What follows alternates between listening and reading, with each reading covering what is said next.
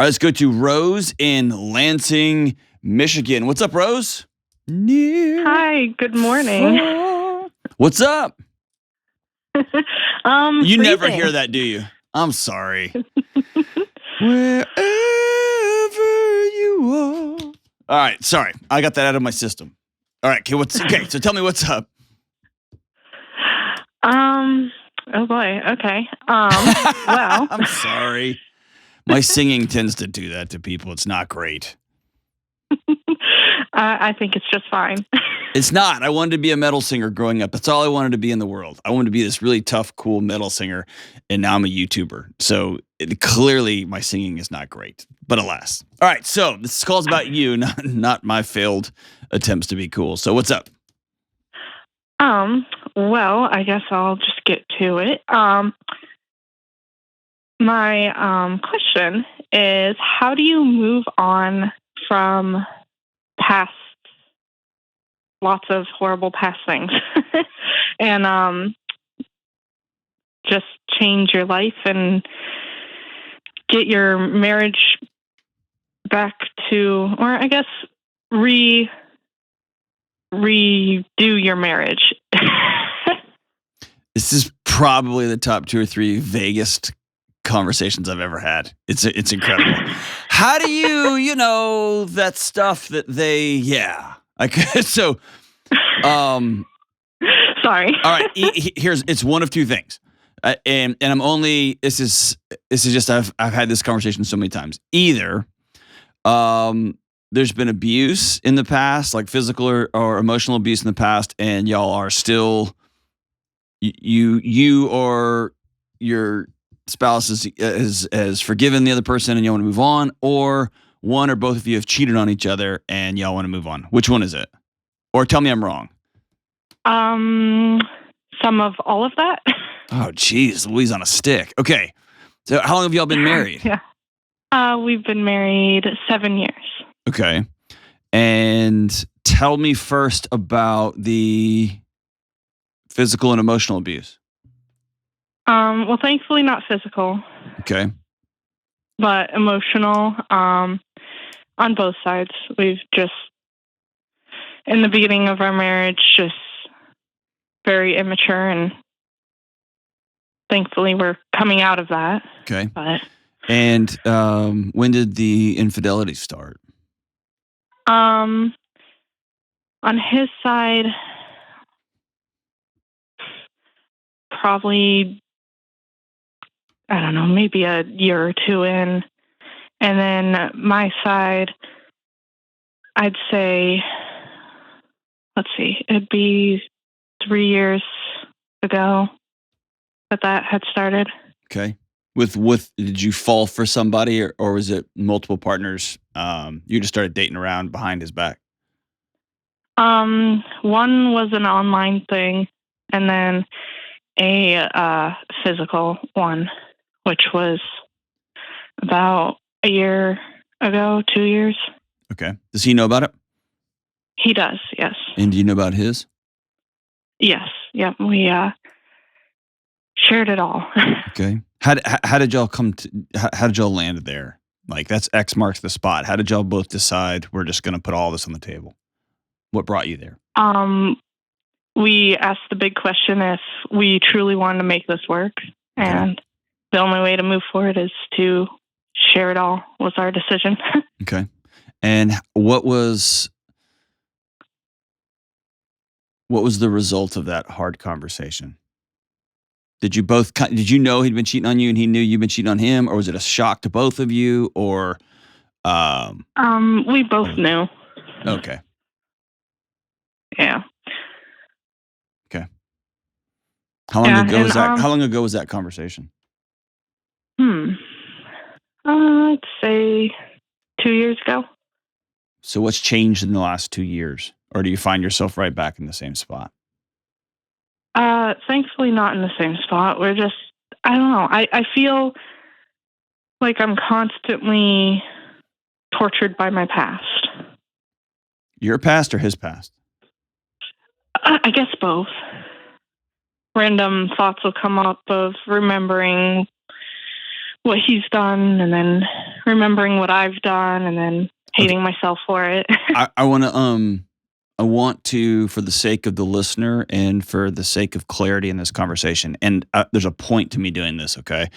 I want to drill down into what you just said, just thoughts of. Do you have images in your head that pop in of him being sexually involved with another woman?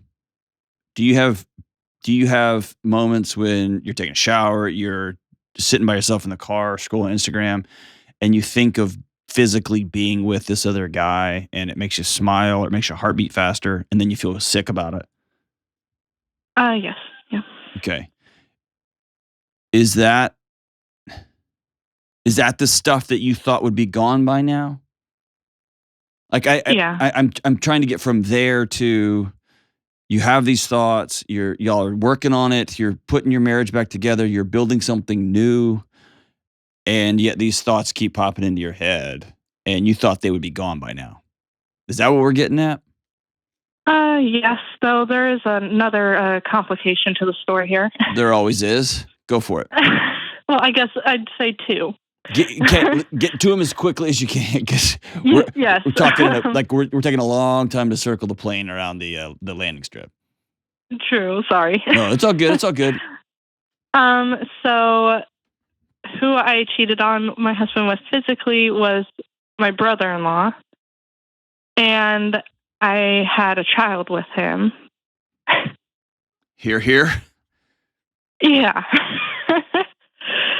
So it's more complicated. That may be the understatement of the day. Yeah, it definitely is. It's been the vaguest, most understated. So that was your sister's husband? No, that'd be my husband's sister's husband. Dang, which they're now divorced. Yeah, I would just guess so. I would guess so. Yeah. Man, that makes Thanksgiving awkward, huh? Yeah, though, I mean, nobody talks about it. But yeah. Do they not see the little kid running around? They do. But, I mean, he looks enough like me. I don't know. Oh, my gosh. Okay. The dysfunction here is multi-leveled. How can I help? What do you, and you said there was one more. What's the one more? Is there another one after that? Oh, just the chaos it's caused. And, just that. His side of the family, my side of the family. Just that. Cool. Yeah. Okay. So how can I help? Well, I mean, just moving on forward, I feel lost at what to do. Like, should this be out in the open, and then we'd probably never go over to his family or see any of them? I don't know. They don't know? No. I mean, I'm sure they have speculations, but... Your sister-in-law doesn't know that it was you, or she just doesn't tell anybody? She just doesn't tell anyone. Yeah, I don't believe that for less than half a second. Oh yeah, I'm sure she's told multiples. Yes, I'm confident that everybody knows, and for the sake of your husband, everybody is, and this little baby, everybody's trying to keep the peace.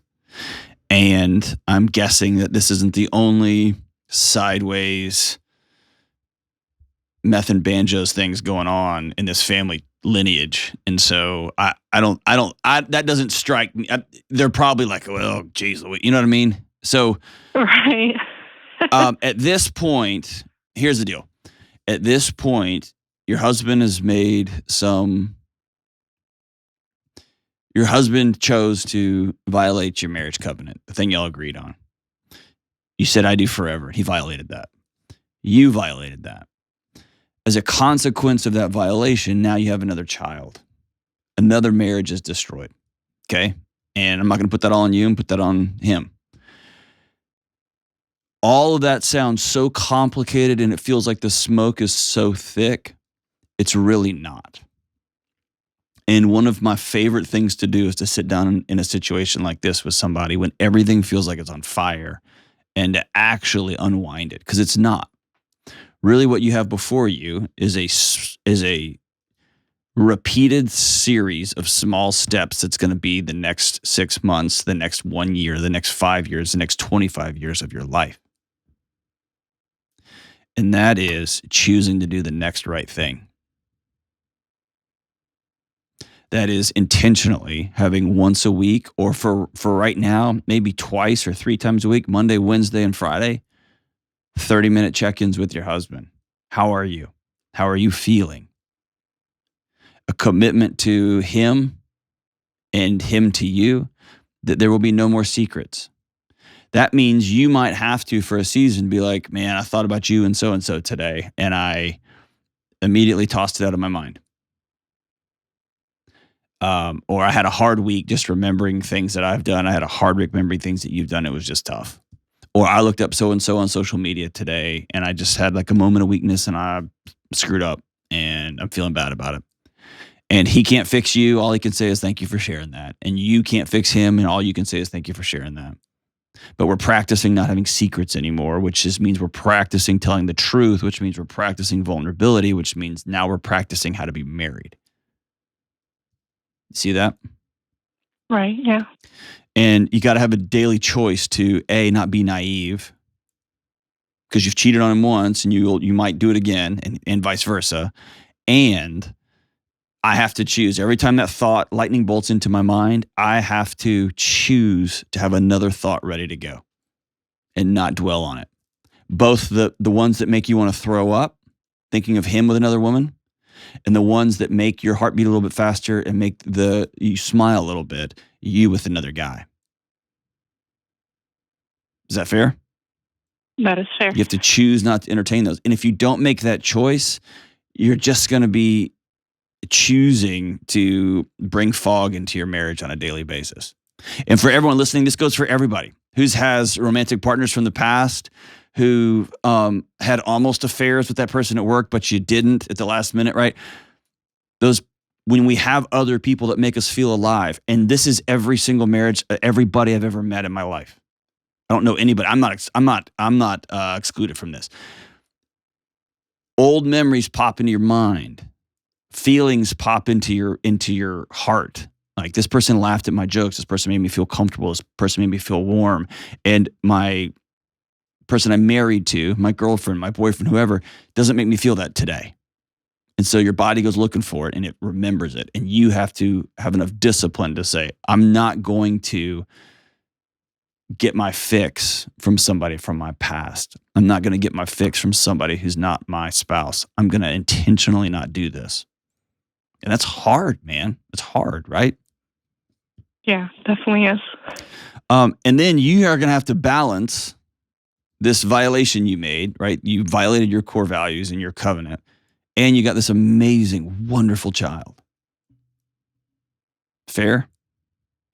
Fair. And so you're going to have to, there's just going to be a tension there, and trying to feel like that tension doesn't exist or pretend that tension doesn't exist is a waste of your time and energy.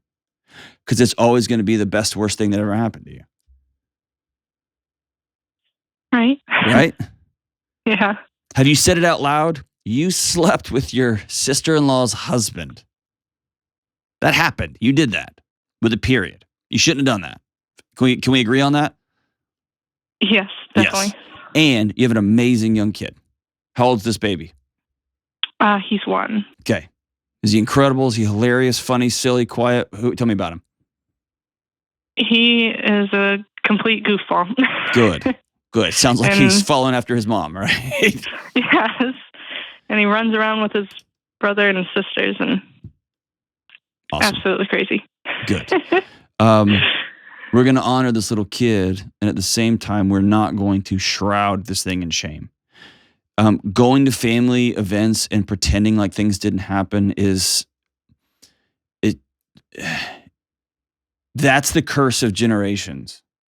It's the fog that hangs over every get together. It's the black smoke that covers up, that is in the air of every interaction between family members. And at some point, your husband, it's his family. He's got to step up and say, hey, this happened, and this is what we're doing about it. We're raising this kid. It's going to be great. Do you have any contact with the other guy? No, he just ran off. Okay, so you have 100% full custody? Yes. Yep. Has your husband adopted this kid? Under the law here, he just automatically became the full guardian. Okay, I would get with somebody and make sure that's written down. Make sure that's in some sort of paperwork so that this other dude didn't pop back up Okay. in the future. Here's what I want you guys to sit down and ask, and this is the new year, and this is a great time to start this. How can you encourage life in your husband? Here's what I mean by that. What makes him feel alive? When you hold his hand watching a TV show, going dancing, when he's out farming or hunting, I don't know what he does, or fixing stuff. I don't know who this dude is. But what makes him feel alive, and how can you contribute to that? To breathing life into his life. And vice versa, how can he give you life? How can he breathe life into your life? That might be as simple as helping around the house with dishes and babies and diapers and stuff like that. That could be taking you out once a week. That could be planning for a big vacation once a year. That could be working 4 jobs to pay off any money your family owes to other people because you can't breathe. It could be meeting Monday, Wednesday, Friday to make sure you're being intentional and make sure your marriage is staying on this very wobbly track that it's on right now. But how do you breathe life, into his world? And how does he breathe life into your world? That's the question y'all are asking.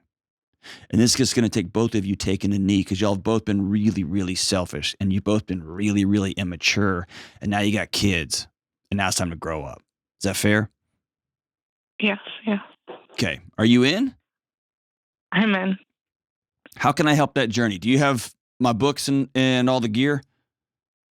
I don't. Okay, so I want you to hang on the line. I'm going to send you a copy of both Redefining Anxiety and Own Your Past, Change Your Future, which are my 2 best-selling books. And I'm going to send you both decks of questions for humans for couples.